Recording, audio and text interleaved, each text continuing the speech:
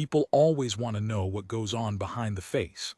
They stand at the rope in the sun court and they look at a man in a red tunic and a tall black bearskin, white gloves laid just so, medals catching the light, a rifle held to the shoulder, and they cannot help themselves. They wave a hand in front of my eyes. They tell a joke and wait. They lean in close and whisper that they just know, that there is nothing in here at all, that the man is a statue and the statue is the man, and that under all that wool and brass there is only a long stretch of nothing, holding very still. I will tell you, because I am old now and out of the uniform, and there is no longer any reason not to. There was a great deal in here. There always is. For 19 years I stood my post at the cloister gate of Harrogate Palace, and in all that time I moved only as the drill commanded, only when the orders that ran through us like a current said move. I did not turn my head for a thrown coin or a shouted insult or a girl who blew me a kiss to make her friends laugh. I did not blink when a man pressed his face to within an inch of mine and breathed whine and contempt and dared me to flinch. I held. That was the whole of it. That was the work. The world came at the gate in all its noise and its hunger and its small cruelties, and I stood inside the silence and let it break on me like water on a stone. And the whole time, behind the face, I was counting. I counted the heat in my collar in the long summer afternoons. I counted the small muscles in my jaw and made each of them lie down. I counted the children. I always counted the children, every one that came to the rope, the way another man might count his change. I did not know why for a long time. Later I knew exactly why, but I will come to that. The story I want to set down is the story of the one day I broke. Of the single time in 19 years that I left my post when no order on this earth told me to, and what it cost me, and what it did not cost me in the end. I have heard it told a dozen ways by people who were there and 100 ways by people who were not. I would like once to tell it straight. It was a state morning in the deep of summer. The House of Taverley was receiving the delegation of a friendly country, the sort of thing that happens twice a year and brings the whole of the city out to the railings. The Sun Court was full by 9. By 10 it was a wall of people, packed shoulder to shoulder along the painted iron barriers, phones up, children on shoulders, the smell of warm stone and sugared almonds and too many bodies in the sun. The forecourt itself, beyond the barriers, lay open and raked and gleaming, a long stretch of pale gravel between the crowd and the cloister gate, where I stood. The cloister gate is the smaller of the two ceremonial entrances at Harrogate, an arch of old stone framed by 2 sentry boxes, and on a state morning a single guardsman stands at each box at the present while the column forms and the carriages pass. That morning the other box was held by a young man named Doyle, 2 years in, steady enough but green, and I remember thinking before any of it happened that I should have liked an older man beside me. The forecourt was busy in the way those mornings are, a controlled and rehearsed kind of busy. The mounted section of the regiment, the Greys, were drawn up along the far wall, 8 horses and their riders, beautiful animals, gray as smoke, trained for years to stand under banners and gunfire and the press of a crowd. The carriages waited beyond. Officers moved between the lines with the particular slow gravity that officers carry on a day when the cameras are out. And over all of it lay the heat, a still, heavy, breathless heat, the kind that makes the air shimmer above the gravel and presses on a man under a bearskin like a hand on the back of the neck. I want you to understand the heat because the heat is part of it. A guardsman faints sometimes on a day like that. It is not weakness. It is a man standing rigid in heavy wool and a tall fur cap with the sun straight overhead and his knees locked, which a man should never do, the blood pooling, the edges of the world going soft and gray. We are taught to flex the calves, slow and small, to keep it moving, to never lock the knee. I had been at it 19 years and I never once went down. But I felt it that morning, the old gray softness at the rim of things, and I worked my calves and I counted and I held. The boy I noticed early.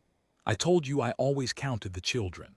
He was perhaps 6, perhaps 7, small for it either way, in a striped shirt and short trousers and the kind of cap they sell at the stalls, the gold braid on it already coming loose. He was at the rope almost directly in front of my box, with a young woman I took for his mother, and the thing I noticed about him, the thing that made me count him twice, was that he was not watching the horses.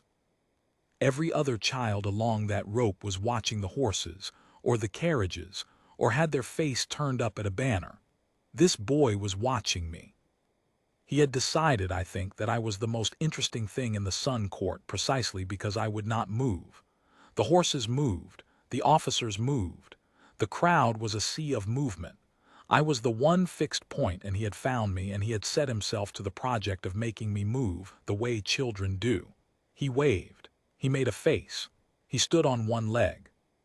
He told me in a piping little voice that carried clean across the gravel in a lull that he could stand still longer than me, and then he stood very still for about 4 seconds and burst out laughing at himself. I did not move, but I will tell you that behind the face I had warmed to him, in the way you do, the small fierce stubbornness of him, and I had set my count to keep one corner of it on him, the striped shirt, the loose gold braid, where he was, who was beside him. His mother held his hand for a while. Then the crowd thickened, the way a crowd does as the hour comes near, people pressing forward to see, and a knot of taller folk came in behind them, and I lost the line of her arm in the crush. I did not lose the boy. I never lost the boy. I want that on the record, whatever else is said. From the moment I first counted him to the moment it was over, I knew where that child was. It is the one thing in this story I am sure of past any doubt. Now I have to tell you about Varon, because without Varon the rest is just a man doing a brave thing on a hot day, and that is not what it was.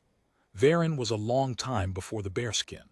I was a young soldier then, 19, 20, in a different uniform in a different part of my life, and we were sent to the river country when the Alden broke its banks in the spring melt and came down on the low towns in the night.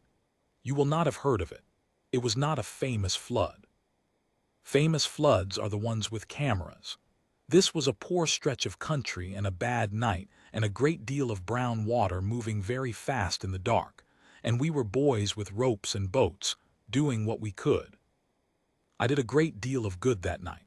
I have to say that because the part I carry is not the good part, and a man who only carries the bad part of a thing has not understood the thing. We pulled a great many people out of that water, whole families off the roofs of houses, an old man clinging to a chimney, a woman who handed me her dog before she would take my hand. Good work. The kind of night that makes a young man think he knows what he is for. And then near morning, with the light just coming gray over the water, we came along a flooded lane in the boat, and there was a house with the lower floor gone under and a window, and at the window 2 small hands. Just the hands and the white blur of a face behind the glass. Lo, a child standing on something to reach the window, and the water rising. We came in as close as we could. The current there was very strong and full of debris, whole trees moving in it, and the boat would not hold steady, and I went over the side into the water to reach the window because there was no other way, and I got my hand on the sill, and the child's hands were there, small, reaching, and I reached back. I have gone over it 10,000 times. The distance was not great. It was the length of a man's forearm, no more. But the current took the boat and took me with it, swung me off the wall, and by the time I fought back the water had risen over the sill and the window was dark, and there was a beam come down across the lane, and we could not get back in, and the men in the boat had me by the collar by then and were hauling me up because I would have drowned, and I was fighting them to go back, and the lane was a roar of moving water in the gray light. We could not get back in. When the water went down 2 days later, they found the family. The mother and the father and the child was a boy of about 6, and I have never in my life been able to forgive the river or myself, or the foot of black water that came between my hand and his. I did not break then, the way men break in stories. I did my service. I came out of the river country and I finished my term and I took the bearskin and I stood at the gate, and a man who did not know me would have said I was the steadiest soldier in the regiment, which I was. But you do not put a thing like that down. You only learn to carry it so it does not show. And I think, though I did not know it for years, that the reason I counted the children at the rope, every one, every day, the striped shirts and the gold braid and the ones on their father's shoulders, was that some part of me was still standing in that flooded lane with my hand out, and I had made a promise without ever saying it aloud, that if it ever came to it again, if there were ever again a small reaching hand and a little water and a little distance, I would not let go. That is the count I was keeping on the morning of the state arrival, under all the other counts. The heat and the calves and the protocol and the boy in the striped shirt. And I want you to hold all of it in your mind at once, because that is how it was for me when it came, all of it at once, in about the time it takes to draw a single breath. It came from the Greys. The mounted section was drawn up along the far wall, as I said, 8 horses standing under the banners, beautiful and trained and patient. And then somewhere out beyond the wall, beyond the court, in the streets where the crowd had no end, somebody set off a string of celebration crackers. I have never learned who. A boy with a packet, a vendor, somebody who thought it was a fine, bright thing to do on a state morning. It does not matter. What matters is the sound, a hard, ripping volley of it, sharp and close, the worst possible sound for a wall of horses on a tight day in a crowd. 7 of them held. They were good animals and well trained, and 7 of them threw their heads and sidled and held. The 8th was a young gray on the end of the line, and the young gray went up. I saw it the way you see a thing you have been waiting your whole life to see and have prayed you never would. The horse reared, came down wrong, took a great plunging stride sideways into the horse beside it, and then it was loose, the rider half off and grabbing, and it bolted, not away from the crowd but along the line of the barrier, down the long open stretch of raked gravel between the grays and the rope. Half a ton of terrified animal at the gallop, head down, going blind, straight along the front of the packed crowd, with a loose rein whipping and the empty stirrups flying. And the crowd did what a crowd does. It surged. Everyone along that whole length of barrier saw the horse coming and tried at once to get back from the rope, and there is no back to get to in a crowd that size, and so the front of it heaved and folded, and the painted iron barrier, which is made to lean a crowd back and not to hold a panic, gave. It did not break cleanly. It bowed, and a section of it pulled its feet and tipped forward, and a stretch of the rope dropped, and a piece of the crowd spilled out onto the gravel in front of the bolting horse, stumbling, shoved from behind, going down. And the boy was in it. I saw him go through. The barrier dropped right where he stood, and the press from behind pushed him out onto the open gravel, and he came forward 2 or 3 stumbling steps and went down on his hands and knees on the raked stone, the cap with the loose gold braid coming off his head and skidding away, and his face turning up, and his mouth opening, and I could not hear him over the crowd, but I did not need to hear him, and he was on the gravel, small, alone, on his hands and knees, and the horse was coming. Now I am going to tell you what 19 years had built in me, because it is the heart of the thing, and I will not pretend it was simple. A guardsman does not leave his post. That is not a guideline. It is not a strong suggestion. It is the spine of everything we are, the one fixed star, the vow under all the other vows. The whole meaning of the man at the gate is that he does not move, that the crowd may do anything, the world may do anything, and he holds, because a thing that holds when everything else is moving is the one thing people can steer by. There were officers in that court. There were sergeants. There was a whole apparatus of order whose job it was to deal with exactly this, and whose job it was emphatically not mine. My job, the job I had sworn to, the job I had held without a single failure for 19 years, was to stand at the box of the cloister gate at the present and not move. If I left it, if I broke the line, I broke the one thing that was mine to keep. I knew all of that. I knew it in my spine the way you know to pull your hand from a fire before any thought. And against all of it there was a small boy on his hands and knees on the gravel with his face turned up, and a little distance, and a thing coming. And the lane at Varennes opened up under me like a trapdoor, the gray water and the small reaching hands and the foot of black between us, and I heard myself say, not aloud, in the place where a man talks to himself, not again, not this time, Not while I am standing here with two good legs and nothing between us but air. I have been asked many times whether I decided. The honest answer is that I do not think I decided in the way the word means. I think the vow and the flood met in me in the space of half a breath, and the flood was older. I think a man is the sum of what he has carried, and that when the moment came that asked everything of me at once, the deepest thing I carried answered for me before the rest of me could speak. I would like to tell you I weighed my duty and chose nobly. I did not weigh anything. I came out of the box. I did not run wild. I want to be precise, because the precision is the whole of the difference between what I did and panic. I had stood at that box for 19 years, and I knew the ground of the Sun Court the way I knew my own hands, every yard of that gravel, the line of the barrier, the angle of the gate. I had watched the grays drawn up on that same wall 100 times. I knew, in the way a man knows the trade he has spent his life in, exactly how the horse would come and exactly where the boy was and exactly how much gravel lay between. And I knew, the way you know it in the legs and not the head, that there was just enough. I dropped the rifle.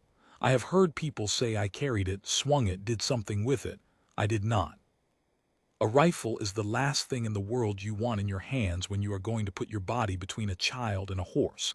And I let it go onto the stone behind me, and I went, low and hard and straight, the bearskin coming off as I went because it catches the air like a sail, and I wanted nothing of it. And the wool tunic suddenly very heavy and very hot, and the gravel loud under my boots, and the whole roar of the crowd dropping away into a strange, single high note, the way the world does when everything you have narrows to one point. The point was the boy. He had got to his feet by then. That nearly finished it. A child down stays roughly where he is. A child up moves, and he moved, the worst way, sideways and back toward the falling barrier. Into the line the horse was already on, and I had cut my angle for where he had been and had to throw it, all of it. 2 long strides to the left with the gravel sliding under me, and I went off my feet at the end of it the way you do when you have spent everything. Not a graceful thing at all. A lunge and a fall, and I got him. I got both arms around him, and I turned my back to the horse, and I went down with him under me and over me, his small body inside the cage of my arms and my chest and my knees, and I put my back and my shoulder up into the place where the thing was coming, and the world filled with the sound of it, the gravel flung up, the great laboring breath of a frightened animal, the iron-shod thunder of it, and something struck me across the back and the shoulder, hard, a glancing blow. A shoulder or a knee or a flying stirrup, I never knew which, and the pain went right through me, and the boy was screaming now right in my ear, which was the finest sound I have ever heard, because a child who is screaming is a child who is alive, and the horse was past. It was past. I felt it go by, the wind of it, the spray of stone, and then the thunder was running on down the court, and there were men shouting, and a different kind of commotion as the riders and the grooms closed on it. And under me, in the cage of my arms, was a small boy in a striped shirt, alive, whole, terrified. His fists knotted in my tunic, and I lay over him on the raked gravel of the Sun Court with my back on fire and the breath knocked half out of me. And I did the one thing I had not done in 19 years on duty. I spoke. I said, I have you, you're safe, I have you. I said it the way you would say it to your own. I had no children of mine. The river had seen to a great many things in me, and that was one of them. But I knew how to say it. Every man knows how to say it. It is the oldest thing we know how to say. He stopped screaming. He looked up at me out of the cage of my arms, this small, grimy, tear-streaked face, and he was past the worst of his fright already in the headlong way children are, and he looked at me with something I can only call astonishment, and he said, "You moved. I will carry that to my grave alongside Varon, but lightly on the other side as a counterweight. You moved. Of all the things a man might be told after the great breaking of his life's discipline, to be told it by the one it was broken for, in a voice of plain wonder, as though the statue had stepped down off its plinth just for him. I have thought since that he had spent the whole morning trying to make me move with his faces and his standing on one leg, and that in some way no child could understand, he had got his wish at the worst and best possible cost. And I have hoped, though I will never know, that he did not carry the fright as long as I have carried mine, and that what stayed with him instead was that. His mother reached us then. She came through the broken line and across the gravel with her face gone to pieces, and she got her hands on him and pulled him up and out of my arms and held him against her so hard he squeaked. And she was saying his name over and over, Toby, Toby, Toby, and she could not stop. And the boy was already half embarrassed by it the way they get. And she looked at me over the top of his head, and she could not speak at all. She did not have to. I have been thanked by ministers and decorated by a sovereign, and I have never been thanked the way that young woman thanked me without a single word, kneeling on the gravel of the Sun Court with her boy crushed to her, and her eyes streaming, and her mouth working on nothing. I got my hand up to my brow, the salute, because it was the only language I had that morning, and I think it steadied her, the ordinary grammar of it, and she got him up, and the people pulled them back through the broken barrier into the crowd, and they were gone. And I was alone on the gravel in the middle of the Sun Court, far, very far, from the box at the cloister gate, with my bearskin lying yards away and my rifle lying yards the other way and my back screaming, and the whole vast crowd above me gone suddenly and totally silent. And I understood, lying there, exactly what I had done. I had left my post. I want to be very plain about the size of it. It is not nothing to a soldier. The boy was safe, and that was the only thing that had mattered for the length of a breath. But the breath was over now, and the court was full of officers and dignitaries and cameras, and a foreign delegation come to watch the discipline of the House of Taverley on display. And the discipline of the House of Taverley had just thrown down its rifle and run across the forecourt and rolled in the gravel. I had broken the line. In front of all of them, on a state morning, I had done, in the eyes of every rule I had sworn to, the one unforgivable thing. And as the strange high silence of the crowd began to break up into ordinary noise again, into clapping, of all things which I could not understand, a great surf of clapping rolling along the barriers, I got myself up off the gravel because a guardsman does not lie in the dirt, and I stood, and I was swaying with the heat and the blow and the spent terror of it, and I looked for my bearskin and my rifle, and I began, because I did not know what else a man does, to put myself back together. I went and I picked up the bearskin and I put it on crooked, my hands not steady. I went and I picked up the rifle and I checked it, an old habit, and I brought myself up. And then I did the thing I had decided in the half-second of standing, which was the only soldierly thing left to me. I walked back to my post. It is a long way, the open length of the Sun Court, when you are walking it alone in front of 10,000 people with your discipline in ruins and your back on fire. I made myself walk it at the slow march, heel and toe, the proper pace, because if I could not have my honor I would at least have my bearing, and I would not give them a broken man stumbling. I would give them a guardsman walking back to his box. The clapping followed me the whole way. I did not understand it then. I thought, in the dull way you think when you are hurt and ashamed, that they were clapping the boy's rescue and would soon enough remember the rest of it. I reached the box. I came to the position. I brought the rifle to the present, though the shoulder it sat on was a sheet of pain, and I fixed my eyes forward and I stood, and I waited to be relieved and arrested, in whichever order they chose. Young Doyle in the far box had held his own post through the whole of it. He never moved. I learned later that he wanted very badly to, that everything in him screamed to break and come and help me, and that he stood there and held because that was the order and one of us had already broken it, and the line needed somebody to be the line. I have never told him to his face what I think of that, because we are not men who say such things, but I will set it down here.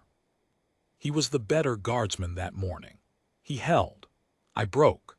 I would break again tomorrow for the same boy, and I know that what I did was right in the way that is deeper than rules, but Doyle held, and a man should be honest about the difference between the right thing and the disciplined thing, and grateful that the world has both kinds of men in it. It did not take long for them to come for me. I had expected a sergeant. What came across the gravel at a pace I knew very well was Colonel Astley.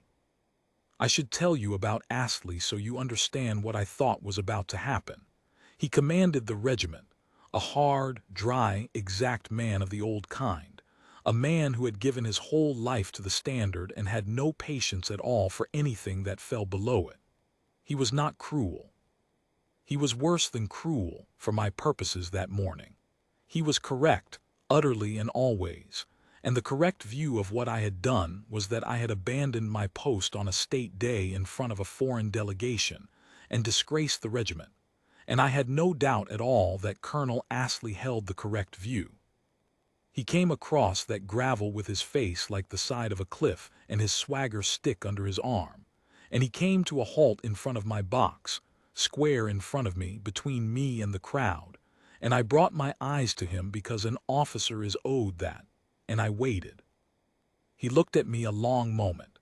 I could see him taking in the state of me, the crooked bearskin, the torn knee of my trousers, the gravel ground into the red wool, the way I was holding the rifle a little wrong because the shoulder would not take it square.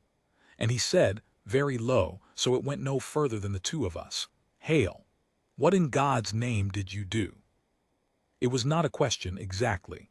I answered it anyway, low, eyes front again, because that is how a soldier answers his colonel. "I left my post, sir." "You left your post?" "Yes, sir." "On a state morning, in front of the delegation of the Ostmark, in front of the Queen." He let each one fall like a stone. "You threw down your weapon and you left your post." "Yes, sir." There was nothing else to say. It was all true. And he stood there and I waited for it. The relief from duty, the escort, the charge, the slow grinding machinery of military justice that I had served faithfully for 19 years and had now, at the end, broken myself against. I was ready for it. I want that understood too. I was not sorry. A man can be ready to be punished for a thing and not be sorry he did it, and that was exactly where I stood at the present in the heat, waiting. And then a strange thing happened to Colonel Astley's face. I had served under him a long time, and I had never seen it before, and I have rarely seen it on any man since. It was the face of a hard, correct man watching the correct thing and the right thing pull apart in front of him, and choosing, for once in his life, against the correct one. He had come across that gravel to do his duty, which was to break me, and somewhere in the walk or in the looking at me it had stopped being possible. He said, still low, "Do you know what I was, Hale, before this?" I did not. We do not, as a rule, know what our officers were before. "No, sir." "River country," he said, "long time ago." "The Aldensee, Varon." And he watched my face when he said it, and I do not know what showed there, 19 years of holding or not, but something must have, because his own face changed again. "I thought so," he said. "I read your file the day you came to the regiment, Hale, the way I read every man's. There was a line in it about Varon, just a line, a commendation you never claimed and never spoke of in all the years I have had you. I have wondered about it. I am not wondering any more." I said nothing. I could not have spoken if the Queen herself had ordered it. "I lost men in that water," Astley said very quietly to me alone, the crowd a wall of noise behind him and the two of us in a small still place inside it. "And I have spent a good part of my life since being very, very correct, because correct men do not lose people in the dark. And I have just watched you do, in front of 10,000 people, the thing I have spent 30 years training myself to be too correct to do." He paused. His jaw worked once, the way mine had worked 10,000 times behind the still face. "You are the worst guardsman I have on the line this morning, Hale, and you are the best soldier in the house of Taverley. I find I cannot punish a man for that. I find I would be ashamed too." And then Colonel Astley, commanding officer of the 9th, who had come across the Sun Court to break me, took one step back, came to attention in front of my box, in front of the whole silent watching court, and saluted me. I have to stop here and tell you what that meant, because if you have not stood in the lines you may think it is only a man touching his cap. It is not. The salute runs one way in our world. The The soldier salutes the officer. It is the whole architecture of the thing, the running current I spoke of, the order that holds it all up. For a colonel to come to attention and salute a private soldier in front of the regiment and the crowd and the cameras and the queen, there is no rule for it. There is no drill for it. It is a thing that simply does not happen, and when it happens, it tears a hole in the ordinary order of the world and lets something older show through, something the rules are only ever a rough copy of. He held it. He held the salute, looking at me, until I understood that I was meant to return it and could not, that my hand would not come off the rifle, that I was a man at the present with his eyes filling for the first time on that line in 19 years, and he held it a moment longer to give me the time. And then I brought my hand up, slow, the wrong shoulder screaming, and I returned my colonel's salute, and the court came apart. I have never heard a sound like it. The clapping I had not understood became a roar, and over the roar, somewhere above and to the side, on the balcony of the state apartments where the Queen and the delegation of the Ostmark had stood through the whole of it, a different thing happened, and I knew it had happened by the way the roar changed, the way a crowd's noise changes when it is all suddenly looking the same way. The Queen had risen. She was an old woman by then, the head of the House of Taverley, and she did not rise easily and she did not rise often, and there are whole books of protocol about who rises for whom and when, and the short of all of them is that the Queen rises for no one. She had sat through the arrival and the bolting horse and the broken barrier and all of it, because a sovereign holds the way a guardsman holds, because she too was a fixed point people steered by. And now she had got to her feet at the rail of the balcony, a small straight figure in pale gray, and she was looking down across the sun court at the box of the cloister gate at me, and she had put her own gloved hands together, and she was applauding slowly, deliberately, where the whole world could see her do it. A sovereign does not applaud her own guardsmen.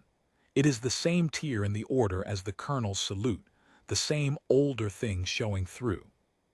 But she did it plainly, for as long as it took to be unmistakable, and then she inclined her head to me, a small grave bow across all that distance, the kind of bow she would give an equal, and I stood at my post with my colonel before me and my queen above me and the boy somewhere safe in the crowd, and I held, because it was the only thing I knew how to do, and because if I had let go of the rifle in that moment, I do not think I could have stood at all.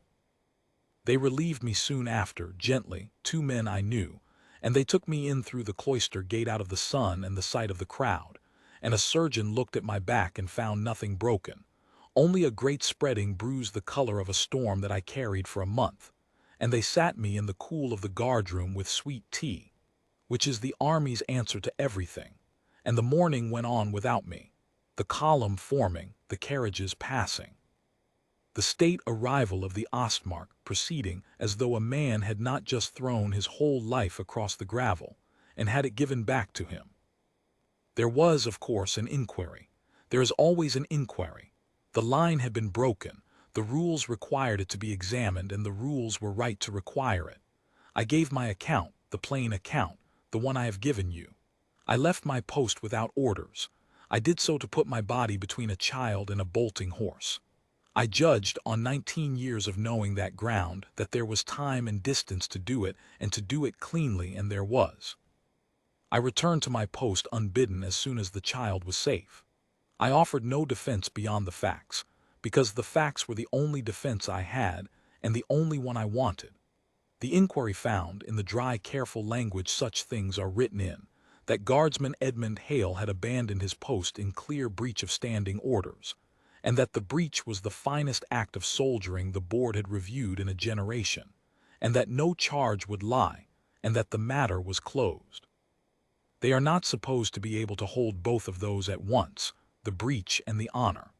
But there it was, in the record in black ink, the two of them side by side, and I have come to think that the whole of a good life is learning to hold two true things at once that the rules say cannot both be true. I went back to the line. Of course I did. I stood my post at the cloister gate for another 7 years after that morning, and I never moved again, not for a thrown coin or a shouted insult or a man breathing wine in my face, because the thing that had taken me off the line that day was not a thing that came twice, and a guardsman who breaks his post easily is no guardsman at all. The break is only honorable because the holding is the rule. A man who runs across the gravel every morning is not brave. He is just a man who cannot stand still. I could stand still. I had proved that for 19 years before, and I proved it for 7 years after. I broke the line exactly once, for exactly the reason a line is allowed to be broken, and then I mended it and held it to the end of my service, and I think that is the only shape in which the breaking means anything at all. I never saw the boy again to speak to, though a letter came months later through the regiment in a careful round childish hand, with a great many of the letters going the wrong way, and it said only, "You moved. Thank you." From Toby, and there was a drawing under it of a tall black thing that I took to be the bearskin and a small striped thing that I took to be him, and the two of them standing side by side on a line of gray gravel, holding what might have been hands or might only have been the limits of a child's drawing of arms. I have that letter still. It is in a frame now in my front room, where a younger man might keep a medal. I have the medals too somewhere in a drawer. The letter is on the wall. People still ask me when they learn what I was, what goes on behind the face. They expect, I think, a kind of emptiness or a kind of secret contempt, the statue's private joke about the fools at the rope. I tell them the truth, which disappoints them, because the truth is not a joke. Behind the face there was a man counting the heat in his own jaw and the steps of the drill, and counting always, every single day, the children at the rope, the striped shirts and the gold braid and the ones up on their father's shoulders, keeping a quiet account of every small life that came within reach of the gate, because of a window and 2 reaching hands and a foot of black water a long time ago in the river country. I stood very still for 19 years and 7 more, and the whole of the stillness was that count, and the meaning of the man at the gate, the real meaning, under all the brass and the protocol, is not that he cannot move. It is that he is holding everything he has ready, perfectly still, perfectly quiet, against the one moment that might ask him to give it. Most days the moment never comes and the crowd goes home and the statue was only a statue after all. But the readiness is real. It was always real. And once, on a hot state morning in the sun court of Harrogate, the moment came, and the river gave me back what it took, and I did not let go. That is the whole of it told straight. Make of it what you will. I have only ever made one thing of it myself, and I will say it here at the end and then be quiet again, the way I was trained to. A man is not the rules he keeps. A man is what he keeps the rules for.